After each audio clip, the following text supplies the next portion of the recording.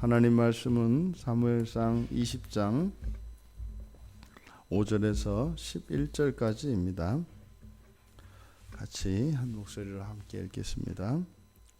다윗이 요나단에게 이르되 내일은 초하루인즉 내가 마땅히 왕을 모시고 앉아 식사를 하여야 할 것이나 나를 보내어 셋째 날 저녁까지 들에 숨게 하고 네 아버지께서 만일 나에 대하여 자세히 묻거든 그때에 너는 말하기를 다윗이 자기 성읍 베들레헴으로 급히 가기를 내게 허락하라 간청하였사오니 이는 온 가족을 위하여 거기서 매년제를 드릴 때가 됨이니이다 하라. 그의 말이 좋다 하면 내 종이 평안하려니와 그가 만일 노하면 나를 해하려고 결심한 줄을 알지니 그런즉 바라건대 내 종에게 인자하게 행하라. 네가 네 종에게 여호와 앞에서 너와 맹약하게 하였음이니라. 그러나 내게 죄악이 있으면 네가 친히 나를 죽이라. 나를 네 아버지에게로 데려갈 이유가 무엇이냐 하니라. 요나단이 이르되 이 일이 결코 내게 일어나지 아니하리라. 내 아버지께서 너를 해치려 확실히 결심한 줄 알면 내가 내게 와서 그것을 내게 이르지 아니하겠느냐 하니 다윗이 요나단에게 이르되 네 아버지께서 혹 엄하게 네게 대답하면 누가 그것을 내게 알리겠느냐 하더라. 요나단이 다윗에게 이르되 오라 우리가 들러 가자 하고 두 사람이 들러 가니라. 아멘. 오늘 본문에 보면 다윗이 이제 왕과 함께 마땅히 식사를 해야 된다. 근데 그것이 내일 초하루이기 때문에 마땅히 왕을 모시고 앉아 식사를 해야 할 것이나 이것이 이제 이때 당시에 풍습을 나타내고 있다고 합니다. 당시에 매월 첫째 날, 이 첫째 날은 뭐 매일 드리는 상번제로 여호와께 제사를 드리죠. 그런데 그것과는 별도로 가족 행사가 있었다고 합니다. 그래서 매월 첫째 날이 되면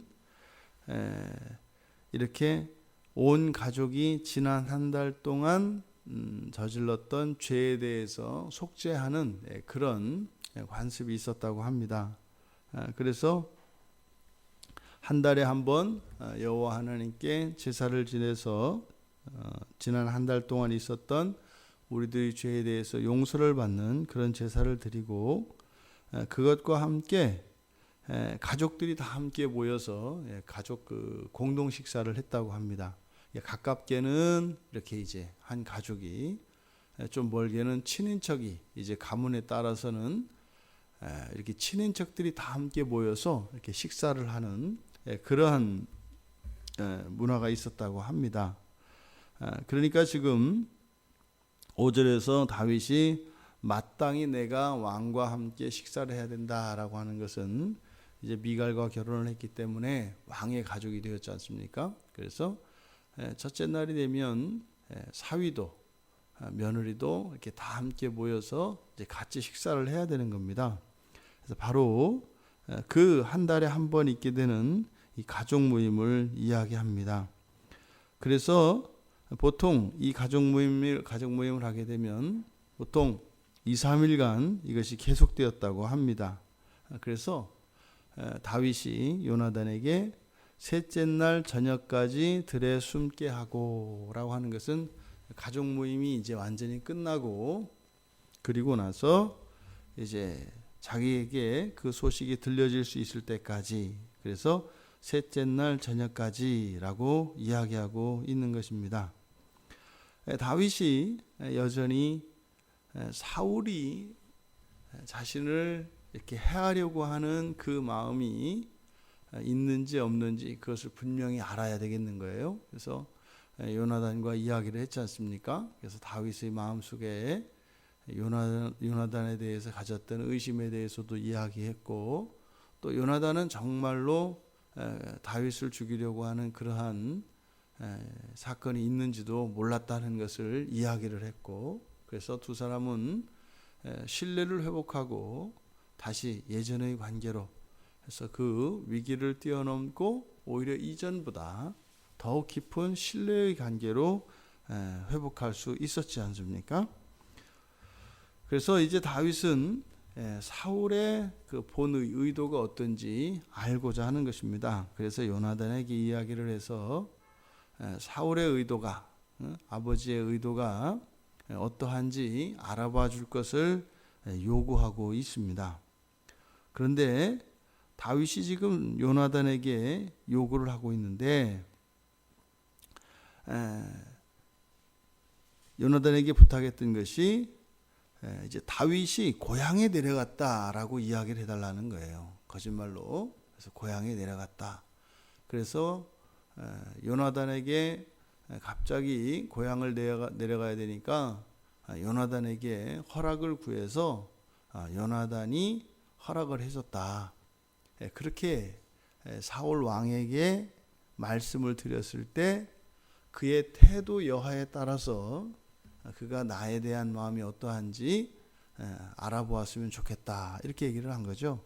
그래서 그냥 흔쾌히 그것에 대해서 조금도 불편해하지 않고 흔쾌히 뭐 잘했다, 뭐 그럼 됐다, 뭐 이렇게 하면 사울의 마음이 이제 완전히 누그러진 것을 의미하고, 만약에 노한다면 여전히 나를 해치려고 하는 마음이 사울 안에 있는 것으로 알겠다.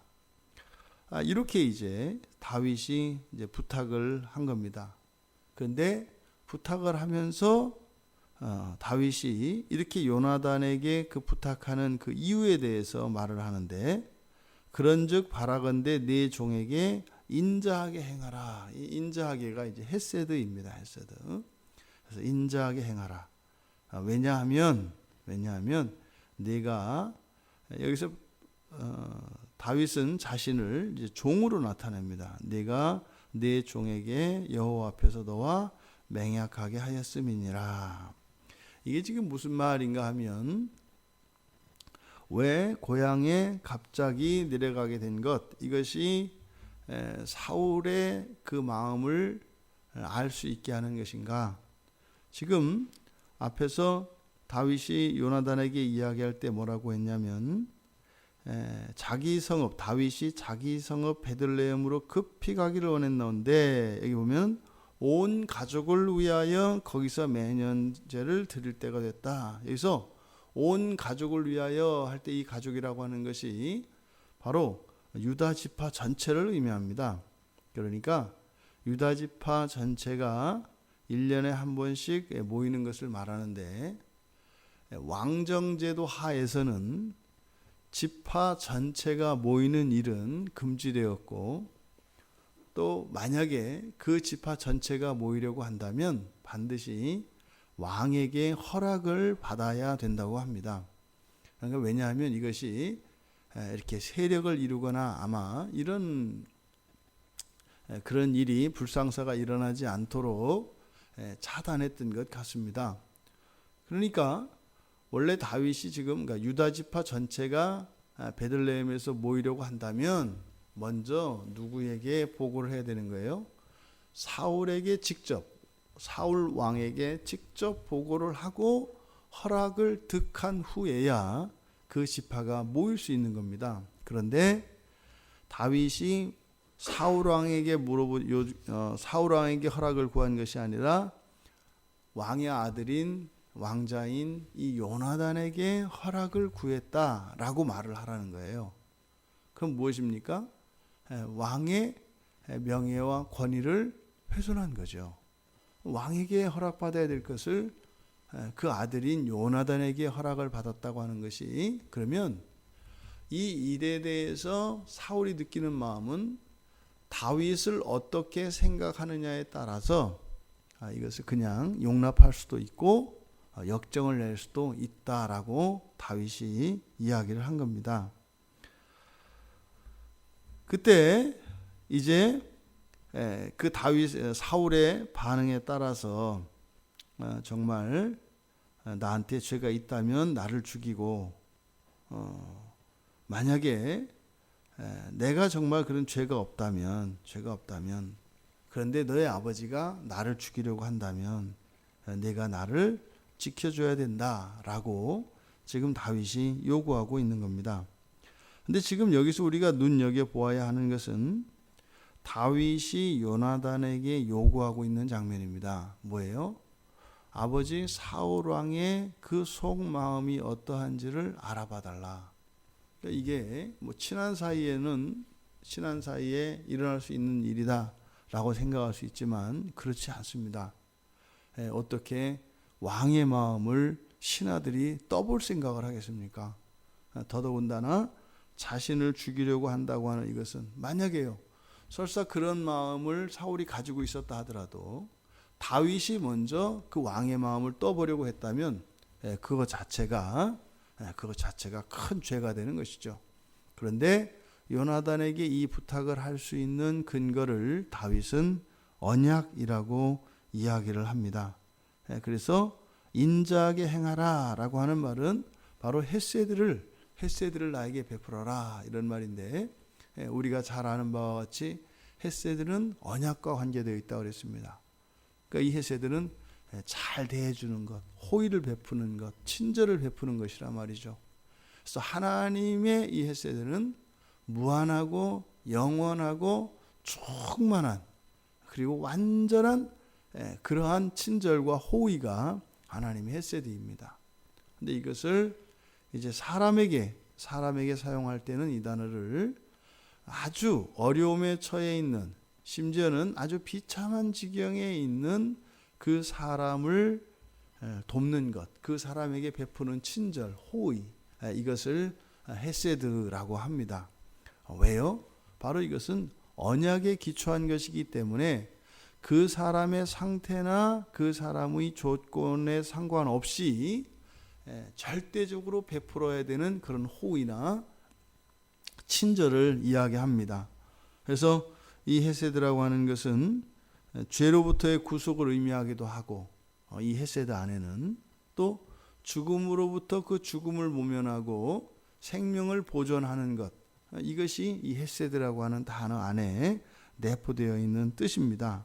그러니까 내 종에게, 즉 다윗을 이런 사울의 위험으로부터 반드시 지켜줄 것을 요구하는데 그 근거가 뭐예요? 언약이라는 겁니다. 여호와 앞에서 너와 맹약하게 하였다, 우리가 약속을 하지 않았느냐. 이것은 바로 앞에서 있었던 18장에 요나단이 다윗과 맺었던 그 언약을 지금 언급하는 것입니다. 그래서 요나단이 자기의 갑옷과 무기를 주면서 다윗과의 그 언약을 맺지요. 바로 그것을 이야기하는 겁니다. 그런데 다윗이 이렇게 요나단에게 요나단의 아버지이며 이 나라의 왕인 사울의 마음을 살필 것, 그리고 그 사울의 마음이 어떠할지라도, 심지어 죄 없는 나를 죽이려 할지라도 요나단이 자신을 지켜줘야 한다라고 요구하고 있는 것인데, 바로 이 근거가 뭐라고요? 언약이라고 하는 것입니다. 단순한 우정, 물론 지금 다윗도 이제 왕의 가족이 되었지 않습니까? 사위가 되었으니까요. 이제는 천한매부지간이 된 거죠. 그런데 이 천한매부지간이거나 우정이라 할지라도 부자 관계를 능가하지는 못합니다. 요나단은 사울의 아들이거든요. 그러니까 어느 누구도 사울과 다윗의 관계보다 더 가까울 수 없고, 그 어떤 관계를 들어서 요나단으로 하여금 사울을 배반하게 하는 이런 요구를 할 수가 없는 겁니다. 그런데 지금 사무엘은 이 본문을 통해서 바로 이 약속이라고 하는 것, 언약이라고 하는 것이 무엇인지를 보여주려고 하는 겁니다. 이렇게 개인 간의 약속조차도 어떻다는 거예요? 부자 관계보다 더 우선한다는 겁니다. 그러니까 지금 사무엘은 이 언약의 의미를 이야기하기 위해서 바로 다윗과 요나단 사이에 있었던 개인적인 이 언약, 그 약속을 언급하면서 이 언약의 의미와 가치가 어떠한 것인지 우리에게 가르쳐 주려고 하고 있는 것입니다. 그러니까 9절에서 요나단은 뭐라고 이야기해요? 이 일이 결코 일어나지 아니하리라. 뭐겠습니까? 약속을, 그 언약을 내가 반드시 지키겠다. 이렇게 이야기하는 것이죠. 다윗이 요나단에게 이렇게 두 사람이 맺었던 그 약속에 근거하여 부자 관계를 깨면서까지 자신의 안전을 보장할 것을 요구하고 있습니다. 그렇다면 우리가 예수 그리스도로 말미암아 하나님과 새 언약을 맺은 바 되었다면 우리는 하나님에게 무엇이든지 요구할 수 있게 된 것을 우리는 믿을 수 있습니다. 우리는요, 그리스도 예수로 말미암아 하나님과의 새 언약에 참여한 바 되었고, 예수 그리스도께서 십자가에서 틀림없이 죽으셨고 부활하고 승천하셨다면 그 언약은 나에게 유효한 것입니다. 다윗이 이렇게 인륜을 뛰어넘는, 인륜을 오히려 무시하는 그러한 행위까지도 요나단에게 자신 있게 요구할 수 있었던 것이 그 언약이었다면, 예수 그리스도, 우리의 죄를 대신하여 십자가에서 우리의 모든 죄값을 치르신 그 예수 그리스도와 성부 하나님께서 맺으신 그 언약에 대한 그 유업이 우리에게 물려졌다면 우리들은 당당하게 하나님께 요구할 수 있는 것입니다. 지금 다윗은 요나단에게 자신과 요나단의 어떤 친분 관계에 의지하지 않고 다윗이 요나단에게 한 어떤 행위를 근거로 들지 않고 오직 언약만을 들고 있습니다. 여러분, 예수 그리스도를 통하여 주신, 우리들에게 주신 그 약속, 그것은 천지를 창조하신 하나님이실지라도 그 언약을 깨실 수는 없습니다. 여러분들을 이미 하늘나라의 영원한 유업자로 삼으셨고, 그것을 또한 우리가 살아가는 이 세상에서조차 그 하나님의 유업을 주시기로 약속하셨습니다. 오늘 하루를 살아가시며 하나님께 여러분에게 약속하신 그 언약의 유업을 구하시기 바랍니다.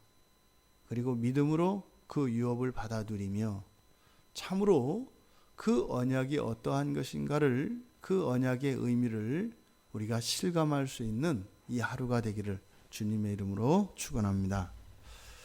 하나님, 오늘날 말의 의미가, 또 말의 가치가 땅에 떨어졌고, 또 그 약속의 중요성과 약속의 가치가 사람들에게 인정되지 않는 이 시대에 오늘 말씀을 통하여 하나님과 저희들 사이에 이루어진 예수 그리스도로 말미암아 이루어진 그 새 언약의 의미와 그 새 언약의 가치가 무엇인지 알게 되었습니다. 하나님, 예수 그리스도의 이름으로 그리스도 안에서 맺으신 그 언약에 의지하여 저희들이 그 하늘의 유업을 하나님께 요구할 때 그 저희들에게 부어주신 언약적 약속들을, 언약적 유업들을 저희들의 삶 가운데 부어주시기를 원합니다. 오늘 하루의 삶을 통하여 하나님께서 참으로 언약의 하나님이신 것을 알 수 있도록 은혜를 내려 주시옵소서. 조금 더 의심치 말게 하여 주시고, 먼저 하나님 나라와 하나님의 그 영광을 위하여 구하며 이 땅의 모든 것을 구할 수 있는 그 언약의 의미를 다시 한번 깨달을 수 있는 복된 하루가 되게 하옵소서. 감사하며 예수님의 이름으로 기도드리옵나이다. 아멘.